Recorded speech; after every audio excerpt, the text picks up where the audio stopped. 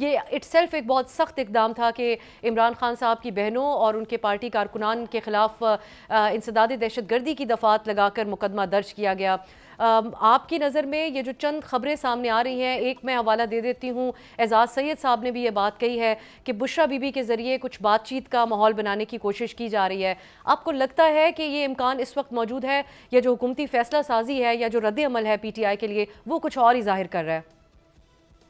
دیکھیے، میرا خیال ہے کہ پاکستان تحریک انصاف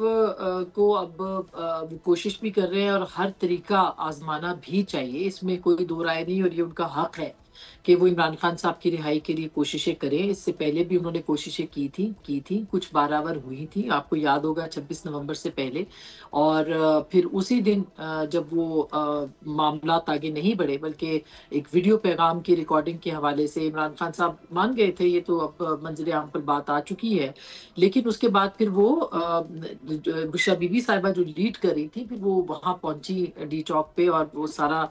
جو بھی ایک طے پا رہا تھا معاملہ، اس پہ بہت سارے پاکستان تحریک انصاف کے اہم رہنما بات کر چکے ہیں، وہ نہیں طے پایا. تو ایک مفاہمت کی کوشش تب رنگ لائی تھی، اور چند اوورسیز پاکستانی جو تھے وہ اس وقت بھی چاہتے تھے اور وہ آج بھی متحرک ہیں. اور اگر دیکھا جائے تو آج کی تاریخ میں، کل ہم نے عمران اسماعیل صاحب سے بات کی، یا ہم نے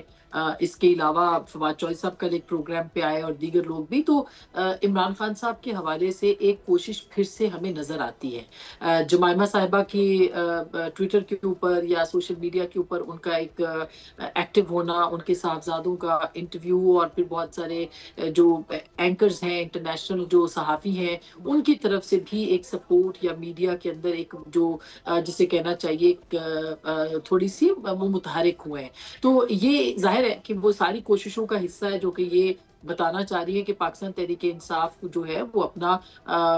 ہر تیر اب آزمائے گی، یا ہر طریقہ آزمائے گی ان کی رہائی کے لیے، جو کہ ان کا حق ہے. دوسری طرف پاکستان کی تحریک انصاف ہے، یعنی پاکستان کے اندر جو قیادت موجود ہے، آپ نے دیکھا کہ پچھلے کچھ دنوں سے پاکستان تحریک انصاف کے اندر ایک بہت نمایاں اور مثبت تبدیلی بھی آئی ہے. پارٹی کے جو